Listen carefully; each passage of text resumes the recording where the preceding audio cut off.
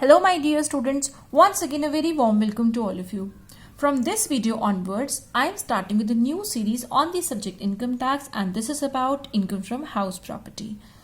Basically, there are 5 heads of income. Income from salaries, from house property, from profits and gains of business and profession, from other sources and from capital gain.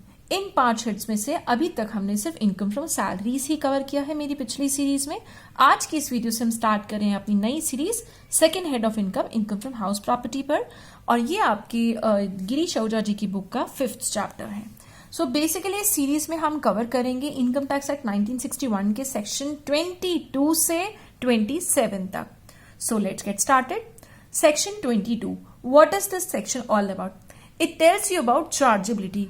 किस basis पर income पर charge लगेगा, किस basis पर income को tax के लिए charge किया जाएगा under this head, which head? In house property. So basically annual value, I said annual value of any property. एक प्रॉपर्टी की annual value is the basis of the charge. ये कैसी property होगी? It will be consisting of any building और lands अपॉर्टेनेंट there to, building और उससे जुड़े हुए लैंड।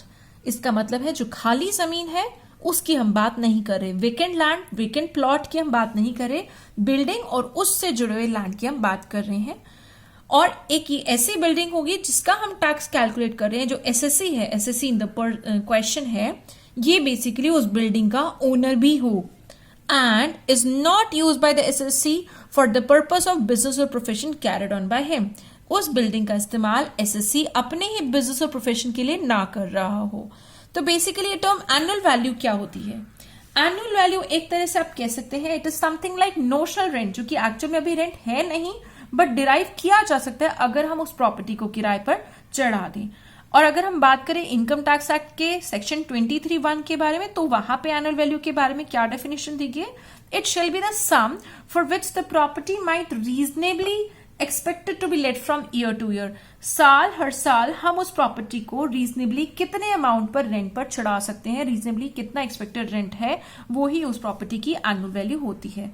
हम एक बिल्डिंग से आने वाली नोशनल इनकम को इस हेड के अंदर सिर्फ तभी चार्ज करेंगे अगर उस बिल्डिंग का मालिक एसएससी हो, ओनर एसएससी हो और एसएससी उस बिल्डिंग का इस्तेमाल अपने ही बिजनेस और प्रोफेशन के लिए ना कर रहा हो। क्योंकि अगर अपने ही बिजनेस और प्रोफेशन के लिए कर रहा होता तो हम जब उसकी बिजनेस इनकम कैलकुलेट करते हैं तभी तो हम उसकी खुद की बिल्डिंग का रेंट उसमें से एज एक्सपेंस लेस नहीं कर सकते। जब वहां डिडक्शन नहीं मिलती है तो यहां पर भी उसका जबरदस्ती नोशनल इनकम काउंट करके हम इस हेड के अंदर शामिल नहीं करते हैं।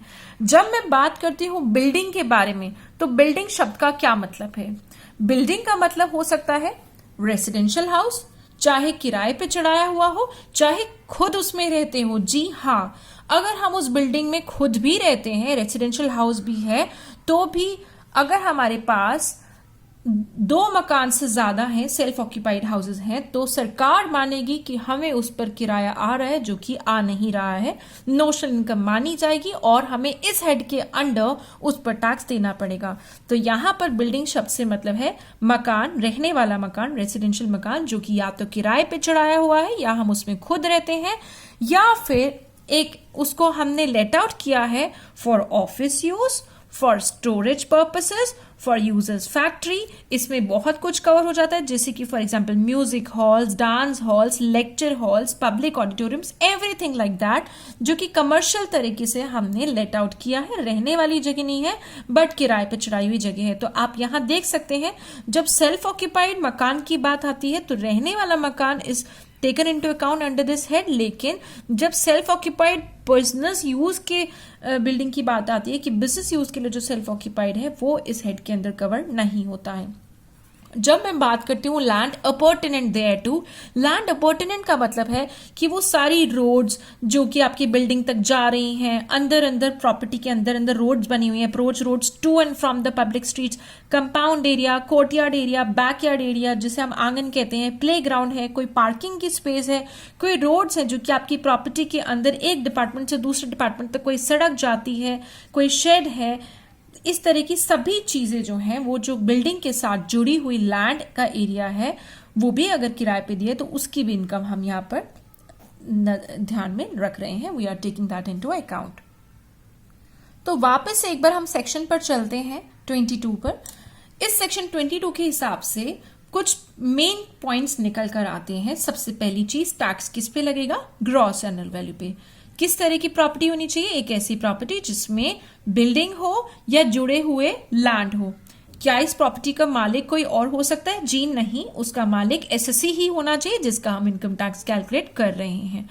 क्या इस प्रॉपर्टी का इस्तेमाल एसएससी अपने बिजनेस और प्रोफेशन के लिए कर रहा है तो भी हम उसे इस हेड में ले लेंगे? जी नहीं, हम इस हेड के अंदर उस पर्टिकुलर नोशनल रेंट को नहीं लेंगे अगर वो उसका इस्तेमाल अपने ही सेल्फ बिजनेस और प्रोफेशन के लिए यूज कर रहा है। अगर उसने किसी और को, उन दूसरों के बिजनेस प्रोफेशन के लिए इस बिल्डिंग को किराए पे दिया तो हम इस हेड में जरूर लेंगे। तो इससे हमें ये पता चलता है कि rental income of a vacant plot is not chargeable to tax under the head income from house property. अगर कोई खाली जमीन है जैसे कि जिसका इस्तेमाल शादी, पार्टी, फंक्शंस के लिए किया जा रहा है, प्रॉपर वेकेंट लैंड है वहां और कुछ भी बिल्डिंग, एक कमरा भी नहीं बना हुआ, कुछ भी नहीं, सिर्फ खाली जमीन है, तो क्या उसको हम इस हेड ऑफ इनकम के अंदर चार्ज करेंगे? No, not chargeable under this head, but it is chargeable under the head profits and gains of business और प्रोफेशन और under income from other sources. तो जैसी सिचुएशन होगी, जैसा पर्टिकुलर केस होगा, हम उस तरह की इनकम जो उस वेकेंट प्लॉट से इनकम आ रही है उसको हम शामिल करेंगे। उस पर टैक्स तो डेफिनेटली देना ही पड़ेगा, छोड़ेंगे तो नहीं हम उसको, पर हाउस प्रॉपर्टी में नहीं लेंगे, हम उसको लेंगे profits and gains of business profession में या अदर सोर्सेस में। तो दूसरा हमने स्टार पॉइंट ये भी पाया है, income is taxable under the head income from house property only if the assessee is the owner of the house property. अगर हमारा एसएससी, जिसका मुद्दा हम सॉल्व कर रहे हैं, जिसका क्वेश्चन हम कर रहे हैं, जो हमारा पर्सन है, अगर वो एसएससी ही उसका ओनर है, उस हाउस प्रॉपर्टी का ओनर है, तभी उससे निकलने वाली इनकम इस हेड के अंदर शामिल करी जाएगी। ओनर कोई भी हो सकता है, सिंस मैंने एसएससी बोला है तो एसएससी का मतलब तो इंडिविजुअल भी है, Hindu undivided family, firm, company, cooperative society, association of person, किसी की भी हम बात कर सकते हैं। कोई भी इनमें से एसएससी है, इन सभी की अगर कोई हाउस प्रॉपर्टी है और उससे कोई इनकम आ रही है तो हम उसको इनकम फ्रॉम हाउस प्रॉपर्टी में शामिल करेंगे।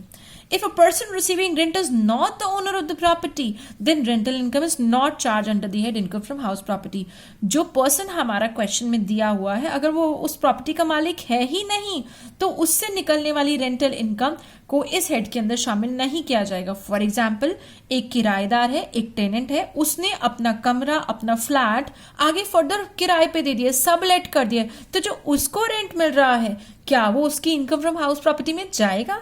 जी नहीं, नहीं जाएगा, क्योंकि वो टेनेंट उस बिल्डिंग का मालिक नहीं है। तो इनकम फ्रॉम हाउस प्रॉपर्टी में सिर्फ वही इनकम ली जाएगी जो कि उस एसएससी को आई है, उस बिल्डिंग से आई जिसका वो स्वयं खुद ही मालिक है, खुद ही ओनर है।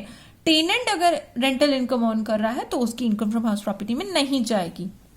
देन हम बात कर रहे हैं, अगर एक रेसिडेंट एसएससी है जो कि इंडिया का ही रेसिडेंट है, ऑर्डिनरी हो, नॉट ऑर्डिनरी हो, बट रेसिडेंट है, उसको भी सेक्शन 22 के तहत फॉरेन कंट्री में अगर उसकी कोई प्रॉपर्टी है, उससे भी इसको कोई नोशनल इनकम या एक्चुअल इनकम बनती है तो वो उसकी same income from house property में डेफिनेटली चार्ज की जाएगी, even if the house property is located outside India, चाहे इंडिया के बाहर है तो भी। अभी जो मैंने बात करी है ओनर के बारे में कि ओनर होना ही चाहिए, अब मैं आपको कुछ ऐसी सिचुएशंस बताने वाली हूं जहां पर एक्चुअल ओनर तो नहीं है वो उस बिल्डिंग के, but they are deemed to be the owner and उनके हम इनकम फ्रॉम हाउस प्रॉपर्टी में टैक्स लगाते हैं under this section 22। So who are these people? Deemed owners. Section 27 के हिसाब से जो अब मैं आपको 5 पर्सन बताने जा रही हूं, ये दो they are not the legal owners, ये एक्चुअल में लीगली ओनर्स नहीं है, लेकिन सेक्शन 22 से लेकर 26 तक के पर्पसेस के लिए उनको उस बिल्डिंग का लीगल ओनर डीम्ड किया जाएगा। They will be deemed to be the owner under section 27। कौन से पर्पसेस के लिए? सेक्शन 22 से लेकर 26 तक जितनी हमें कैलकुलेशंस करनी है, उन सभी कैलकुलेशन के हिसाब किताब के लिए इन लोगों को, इन 5 लोगों को हम डीम टू बी ओनर मानेंगे। Who are these 5 person? Number 1, transfer to a spouse और अ माइनर चाइल्ड। जहां पर किसी ने अपनी बिल्डिंग अपने स्पाउस को, अगर लड़का है तो उसने अपनी वाइफ को, और अगर लड़की है उसने अपने हस्बैंड को ट्रांसफर कर दिया है, या एक माइनर चाइल्ड जो कि 18 ईयर्स से कम के उनको ट्रांसफर कर दिया है, otherwise then for adequate consideration. देखिए, अगर कोई ट्रांजेक्शन एडिक्वेट कंसिडरेशन की ही हो रही है कि 1.5 करोड़ का अगर फ्लैट है और 1.5 करोड़ में ही जा रहा है, हस्बैंड ने वाइफ को प्रॉपर सेल किया है, तो वो इस पॉइंट का मुद्दा नहीं है। हम बात कर रहे हैं कि इनएडुकेट कंसिडरेशन मतलब all of you can say lesser price, कि जितना होना चाहिए उससे बहुत कम दाम पर एक हस्बैंड अपने वाइफ को सिर्फ नाम मात्र दिखाने के लिए ट्रांजैक्शन करी है और दे दिया है। तो यहाँ पर जो देने वाला पर्सन है, जो कि ट्रांसफरर है, सपोज हस्बैंड है, तो वो ही मालिक माना जाएगा। Transferor is deemed to be the owner. However ये एप्लीकेबल नहीं होगा जो मैंने अभी अभी समझाया अगर प्रॉपर्टी सिर्फ इसीलिए ट्रांसफर करी गई है जहां पर मियाँ बीवी में अलग रहने का डिसीजन हुआ है, जहां पर उनका कुछ लीगल एग्रीमेंट हुआ है कि वो साथ नहीं रहेंगे, और वहां पर अगर हस्बैंड ने वाइफ को या वाइफ ने हस्बैंड को कोई ही प्रॉपर्टी इनएडिक्वेट कंसिडरेशन के लिए ट्रांसफर करी गई है, तो वहां पर ट्रांसफर करने वाला बंदा ओनर नहीं माना जाएगा। लेकिन अगर ये लास्ट वाला पॉइंट नहीं है कि अलग रहने वाला कोई मुद्दा नहीं है, वो इकट्ठे ही रहते हैं, उनके बीच में ऐसा कोई एग्रीमेंट नहीं हुआ, बट फिर भी प्रॉपर्टी ट्रांसफर हुई, तो ट्रांसफर करने वाला ही ओनर माना जाएगा। देन बात आती है holder of impartible estate. As a name itself suggest, impartible estate एक ऐसा एस्टेट, एक ऐसी प्रॉपर्टी जिसके टुकड़े नहीं किए जा सकते, जो कि लीगली डिविजिबल नहीं है। तो इस एस्टेट के अंदर आने वाली सभी प्रॉपर्टीज का जो भी इंडिविजुअल ओनर अगर किसी एक प्रॉपर्टी का है, तो वो सभी का पूरा डीम टू बी ओनर माना जाएगा। देन बात आती है मेंबर ऑफ कोऑपरेटिव सोसाइटी या कंपनी या अदर एसोसिएशन ऑफ पर्सन, जिनको किसी हाउस बिल्डिंग स्कीम के तहत कोई बिल्डिंग अलॉट करी गई है बाय दी, और वो बेसिकली सोसाइटी, कंपनी या एसोसिएशन की बिल्डिंग है, बट उन मेंबर्स को दी गई है, तो ये मेंबर्स ही माने जाएंगे deem to be the owner of that building. Then बात आती है person in the possession of property. अगर एक पर्सन के पास एक प्रॉपर्टी उसने एक्वायर करी है under the power of attorney transaction, उसके नाम पर अटॉर्नी एग्जीक्यूट कर दी गई है, और उसने transfer of property act section 53A की नीचे बताई गई तीनों कंडीशंस फुलफिल कर दी है। फॉर एग्जांपल, खरीदने वाले और बेचने वाले के बीच में एग्रीमेंट हो गया है रिटन में, there should be an agreement in writing between the purchaser and the seller, और परचेजर ने बेसिकली खरीदने वाले ने पैसा दे दिया है या रेडी है दे देगा, और खरीदने वाले ने प्रॉपर्टी की पोजेशन ले ली है, तो उसने सेक्शन 53A की तीनों कंडीशंस फुलफिल कर ली हैं और उसके नाम पे पावर ऑफ अटॉर्नी भी एग्जीक्यूट हो गई है। तो जो खरीदने वाला है वो अभी पूरी तरह से रजिस्टर्ड मालिक बना नहीं है, बट वो इस सेक्शन 22 से 26 तक की सभी कैलकुलेशन के लिए यही बंदा जिसको जो खरीद रहा है अभी पूरी तरह मालिक बना नहीं है, आधा अधूरा बना है, he will be deemed to be the complete and the legal owner. Now the fifth category is person who takes the property on lease for 12 years or more। अगर किसी पर्सन को प्रॉपर्टी मिली है ऑन लीज और वो lease का period 12 साल से कम का नहीं हो, 12 साल हो या उससे ज्यादा हो, तो अगर ये 12 साल वाली कंडीशन और लीज भी होना जरूरी है, ये दोनों कंडीशन फुलफिल होती हैं, तो जिस पर्सन ने लीज पे लिया है वो ही उस प्रॉपर्टी, उस बिल्डिंग का डीम्ड ओनर होगा। He will be deemed to be the owner of the property. अब हम बात करने वाले हैं कुछ ऐसी प्रॉपर्टी इनकम की जिनको टैक्स जिन पर टैक्स नहीं लगेगा, जो कि इस हेड ऑफ इनकम के अंदर they will not be charged to tax. वो कौन सी इनकम हो सकती है? Income from farm house, since इसका कनेक्शन एग्रीकल्चरल इनकम से है, सो इस तरह की फार्म हाउस से आने वाली इनकम, जो कि बिल्कुल ये farm house is in the like close vicinity of agricultural land और ये एग्रीकल्चरिस्ट की ही है, तो ये फार्म हाउस से निकलने वाली जो इनकम है that is not charge to tax. Then बात आती है अगर कोई एक्स रूलर है जो कि रूल करता था पहले according to the old policies, old system of structure of India, तो अगर कोई पुराना रूलर है और उसके पास बहुत सारे पैलेसेस हैं या एक ही पैलेस है, तो एक पैलेस तक की एनुअल वैल्यू पर टैक्स नहीं लगेगा, अगर एक से ज्यादा है देन टैक्स लगेगा। देन बात आती है लोकल अथॉरिटी, ट्रेड यूनियन और पॉलिटिकल पार्टीज। इनके अगर कोई किसी भी किस्म की प्रॉपर्टी इनकम आ रही है तो उनको हाउस एंड प्रॉपर्टी हेड के अंदर टैक्स नहीं देना है। कोई मंदिर, कोई चैरिटेबल इंस्टीट्यूशन जो रिलीजियस पर्पसेस के लिए बने और उनके पास कोई प्रॉपर्टी है, तो ऐसी कोई हाउस प्रॉपर्टी जो कि हेल्ड करी जा रही है only for these purposes, charitable या रिलीजियस पर्पसेस के लिए, तो इससे निकलने वाली इनकम पर टैक्स नहीं लगेगा। अब देखिए, मैं आपको एक बहुत अजीब सी बात बताने जा रही हूँ, जो कि अगर आपने पहले कभी नहीं सुनी है तो आपको डेफिनेटली वियर्ड लगेगा। अगर किसी इंसान के पास एक मकान है जिसमें वो खुद रहता है तो कोई प्रॉब्लम नहीं है, टैक्स नहीं लगेगा। अगर उसके पास 2 मकान है जिसमें वो खुद ही रहता है, उससे कोई इनकम नहीं आ रही, तो भी टैक्स नहीं लगेगा। लेकिन अगर उसके पास 2 से ज्यादा मकान है, मोर देन 2 है, तो उसको माना जाएगा कि रेंट आ रहा है, जो कि आ नहीं रहा। लेकिन गवर्नमेंट की नजर में, इनकम टैक्स ऑफिसर की नजर में नोशनल रेंट आ रहा है कि उसके पास 2 से ज्यादा मकान है, 3 में वो खुद रहता है, 4 में खुद रहता है, 5 में खुद रहता है, मतलब 2 से ज्यादा है। अगर 2 से ज्यादा है तो उन पर टैक्स लगेगा, लेकिन अगर 2 तक है then it will not be charge to tax. तो किसी के पास 2 मकान हो सकते हैं जिनमें वो रेसिडेंशियल पर्पसेस के लिए जिनका यूज कर रहा है, बट अगर 2 से ज्यादा है, चाहे किराए पर नहीं चढ़ाएगा, बट फिर भी सरकार उन तीसरे, चौथे, पांचवे जितने भी ज्यादा मकान हैं, 2 से जितने ज्यादा है, सब पे टैक्स लेगी। उसके बारे में हम बात करेंगे, कैसे टैक्स लिया जाता है, किस हिसाब से, किस बेसिस पे कैलकुलेट किया जाता है।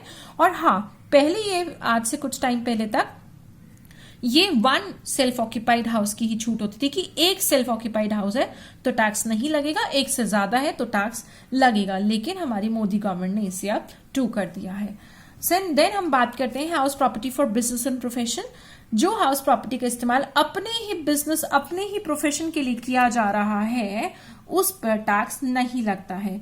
ये एक ऑब्वियस सी बात है। जब हम बिजनेस प्रोफेशन के जब खर्चे गिनते हैं तो अपनी खुद की बिल्डिंग का जब रेंट भी शामिल नहीं करते एज अ खर्चा, तो इससे जो रेंट अगर शामिल नहीं करते ऐसे खर्चा, तो हम यहाँ पर जबरदस्ती नोशनल रेंट काउंट करके सरकार को टैक्स नहीं देंगे। तो अपने ही बिजनेस प्रोफेशन के इस्तेमाल के लिए करने के स्मूथ कंडक्ट के लिए अगर हम अपनी बिल्डिंग का यूज कर रहे हैं तो हमें किसी किस्म का टैक्स सरकार को नहीं देना है।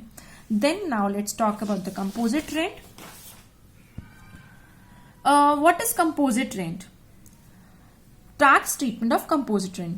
कुछ केसेस में ओनर को, मालिक को बहुत सारी चीजों का इकट्ठा रेंट मिलता है। बिल्डिंग का तो रेंट मिलता ही मिलता है, उसके अलावा बिल्डिंग के साथ गई हुई अदर एसेट्स लाइक मशीनरी भी बिल्डिंग के साथ किराए पे दे दी, प्लांट है, फर्नीचर भी दे दिया। फॉर एग्जाम्पल, एक बिल्डिंग है, उसमें कोल्ड स्टोरेज की बहुत बड़ी मशीन फिक्स्ड है, ऑलरेडी फिक्स्ड है, तो कमरे के साथ साथ मशीन स्टोरेज की भी किराए पे दे दी। या अगर हमने जो बिल्डिंग दी है उसके साथ साथ कुछ सुविधाएं दी हैं, जैसे कि लिफ्ट की सुविधा, गैस पाइपलाइन है, वाटर सप्लाई है, इलेक्ट्रिसिटी तो सब जगह होती है, वॉचमैन वार्ड की सुविधा है। तो ये जो सारी सर्विसेज हैं, तो अगर इन तीनों चीजों के लिए या इनमें से किसी 2 चीज के लिए, जहां पे बिल्डिंग के रेंट के अलावा या एसेट्स का रेंट है या सर्विसेज का रेंट भी शामिल है, जो कि ओनर ले रहा है, लैंडलॉर्ड ले रहा है, तो इस तरह के रिकवर करे गए रेंट को कहते हैं composite rent. The amount so recovered is known as composite rent. तो ऐसे अगर कंपोजिट रेंट के केसेस होते हैं तो हम बेसिकली 3 सिचुएशंस यहाँ पर स्टडी करने वाले हैं। फर्स्ट केसेस जहां पर रेंट के अंदर शामिल है बिल्डिंग का rent plus charges for different services, जो कि मैंने अभी आपको बताया, lift, gas, water, watchman, electricity, ये सर्विसेज हैं, सेवाएं हैं। तो बिल्डिंग का रेंट तो जाएगा income from house property head के अंदर, लेकिन सर्विसेज से आने वाला रेंट या तो जाएगा पीजीबीपी के अंदर, that is profits and gains of business and profession, या फिर अदर सोर्सेज के अंदर। ये थी हमारी पहली सिचुएशन। दूसरी सिचुएशन की हम बात करते हैं, अगर रेंट के अंदर बिल्डिंग का रेंट है प्लस बिल्डिंग के अलावा हमने कुछ और एसेट्स किराए पर दी हैं, जैसे कि मशीनरी, प्लांट, फर्नीचर, और ये जो बिल्डिंग और एसेट्स हैं ये आपस में जुड़ी हुई हैं, चिपकी हुई हैं, they are not separable, these lettings are not separable. Example, letting of out of cinema with the furniture in the projector. हमने सिनेमा हॉल पूरा का पूरा किराए पे दे दिया, वहां पे बहुत बड़ा प्रोजेक्टर लगा है और वहां पर चेयर्स पहले से प्रीफिक्स्ड है और वो हट नहीं सकती, तो यहाँ पर पूरा का पूरा फुल फ्लेज सिनेमा हाउस किराए पे दिया गया है। तो यहाँ पे 2 चीजें किराए पे जा रही है, सिनेमा हाउस की बिल्डिंग और उसके अंदर पड़ी हुई एसेट्स। तो यहाँ पर हम इनको एक ही हेड के अंदर ले जाएंगे, दे will not be taken under the income from house property. उस हेड के अंदर इन पे टैक्स नहीं लगेगा, टैक्स तो लगना ही लगना है, लेकिन हेड बदल जाएगा profits and gains of business profession और other sources. House and property के अंदर हम इसको उस केस में नहीं लेंगे। लेकिन इसी का एक दूसरा पहलू है कि अगर अभी तो मैंने बोला लेटिंग सेपरेबल नहीं है, तीसरी सिचुएशन में भी यही बात है कि रेंट के अंदर बिल्डिंग का रेंट है और कुछ एसेट्स का रेंट है जो कि किराए पर दी गई हैं, और यहां पर लेटिंग्स जो है वो सेपरेबल हैं, अलग अलग दी जा सकती हैं। चाहे एक ही बंदा ले रहा है बट सेपरेबल हैं, वो कह रहे हैं मुझे इस बिल्डिंग के साथ साथ कार भी दे दो, और बिल्डिंग और कार तो आपस में चिपकी हुई जुड़ी हुई नहीं है, दे आर सेपरेबल, बट उसने मांगी है कि मुझे बिल्डिंग के साथ कार भी दे दो, बट वो उसकी मर्जी है, वो लेना चाहे तो ले, नहीं लेना चाहे तो ना ले। तो दोनों चीजों का बाय चांस उसने कॉम्बिनेशन अगर ले लिया है तो वो भी होगा कंपोजिट रेंट, लेकिन ट्रीटमेंट क्या होगी, बिल्डिंग से आने वाला किराया जाएगा इनकम फ्रॉम हाउस प्रॉपर्टी के अंडर, लेकिन एसेट से आने वाला किराया जाएगा profit and gains of business and profession के अंदर या फिर अदर सोर्सेज के अंदर, depending upon the case to case. That's over for this video. In my next video onwards, I'll be telling you about what is gross annual value, how to calculate it, what are the different terms that are being used in this chapter, and the numerical portion will start. हम straight forward numerical portion पे jump नहीं कर सकते थे, एक basic introduction करना बहुत जरूरी था, जिसके लिए मैंने ये वीडियो आपके लिए कंसेप्ट शेयर करने के लिए किया है। अब आगे के आने वाले वीडियोस में मैं आपको डिटेल में सभी न्यूमेरिकल्स, उनकी निटिग्रिटीज डिटेल में समझाऊंगी। So keep watching, thanks for watching, stay connected, bye bye.